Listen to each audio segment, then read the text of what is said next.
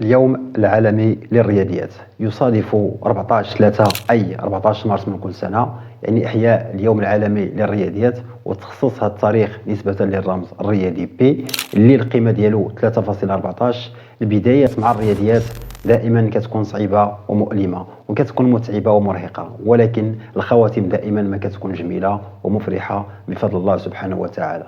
بمناسبة اليوم العالمي للرياضيات الموافق ل 14 مارس من كل سنة، أهنئ كل أساتذة مادة الرياضيات وأقول لهم أنتم شعار للتميز، يكفيكم فخرا أنكم أساتذة لمادة الرياضيات لغة الكون.